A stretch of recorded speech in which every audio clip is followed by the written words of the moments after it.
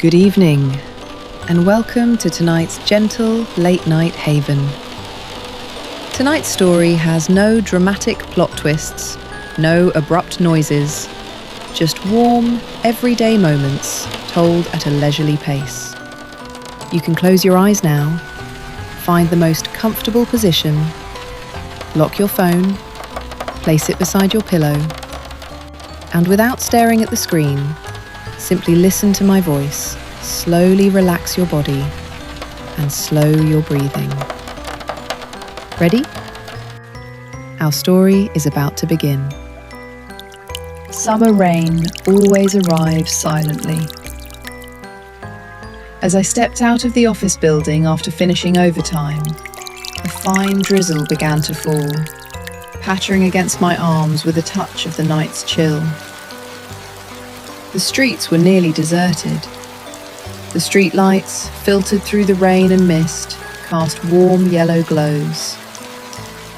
The usually bustling streets were now quiet, save for the soft patter of rain on the leaves. I opened my umbrella and slowly walked home. The exhaustion from working late weighed heavily on my shoulders, like soaked cotton. My stomach was empty, carrying a vague sense of unease. My pace slowed as I turned into the old alleyway leading home. Just then, a sweet, warm aroma wafted from the alleyway entrance. It was the aroma of freshly baked bread, mingled with a hint of buttery milk and the sweet scent of red bean paste. It wafted through the rain, filling my nostrils and instantly dispelling the chill. Following the aroma, I looked up and noticed that the bakery at the alley entrance, which had been there for many years, was still lit up. It used to be bustling during the day on my way to and from work, closing around 8 p.m. I never imagined it would have such a warm light on in the dead of night.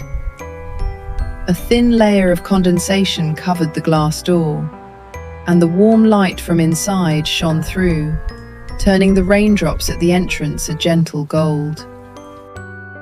I closed my umbrella, pushed open the glass door, and the wind chimes on the door made a soft, muffled tinkling sound, without a hint of harshness. "Welcome!" The auntie behind the counter looked up, smiling and greeting me.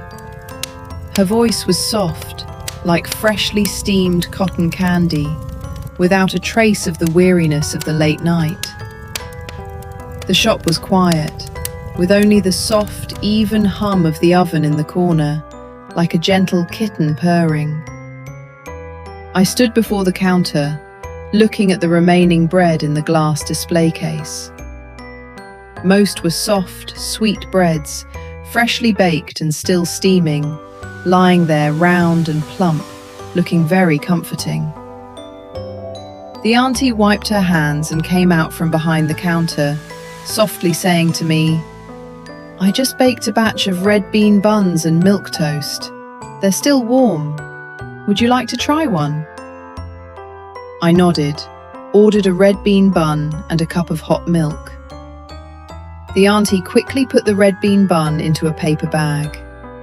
The moment I held the bag, its warm temperature warmed my rain-chilled fingertips. The hot milk was in a thick ceramic cup, the sides lukewarm but not scalding.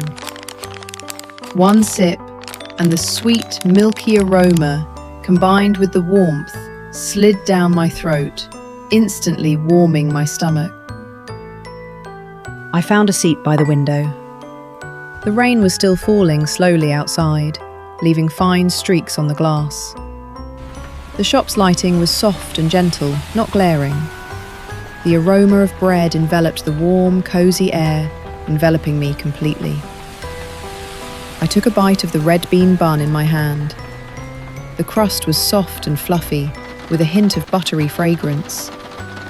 The red bean paste inside was smooth and creamy, sweet but not cloying, and the temperature was just right. One bite, and all my fatigue seemed to melt away. There were no other customers in the shop, only the auntie and me. When she wasn't busy, she sat behind the counter, slowly wiping the cups, her movements gentle and without a sound. Occasionally, someone returning late would push open the door, buy a bread roll and a hot drink, and leave quietly. No one spoke loudly. It was as if everyone tacitly protected this small, gentle haven in the late night. I sat by the window, slowly eating my bread and drinking my warm milk, watching the rain outside gradually subside. I didn't need to think about unfinished work, tomorrow's meetings, or any of those messy worries. At this moment, there was only the warm bread, the sweet, warm milk, the gentle sound of rain, and the soft hum of the oven. It turns out that adult happiness can sometimes be really simple. Just a warm lamp in the dead of night, a hot meal, a moment without the rush. I don't know how long I sat there. The milk in my cup was finished, and the rain outside had stopped.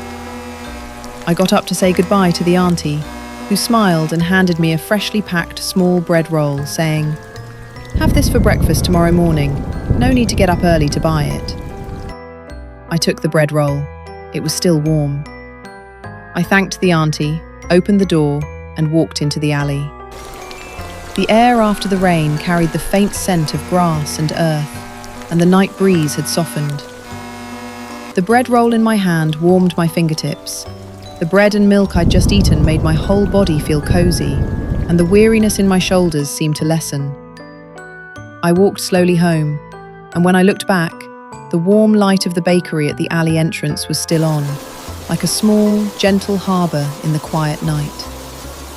It stood there quietly, waiting for every weary person returning home late, offering them a warm, sweet treat and a moment to stop and rest. Now your breathing has gradually become steady. Your shoulders are no longer tense. Your hands and feet feel warm, like holding freshly baked bread, and you're enveloped in a soft, reassuring relaxation. Don't think about tomorrow. Don't dwell on unfinished tasks. At this moment, all fatigue has been gently dissolved. You just need to relax peacefully.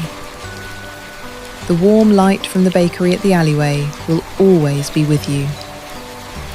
Slowly, slowly, drift into a sweet dream. Good night.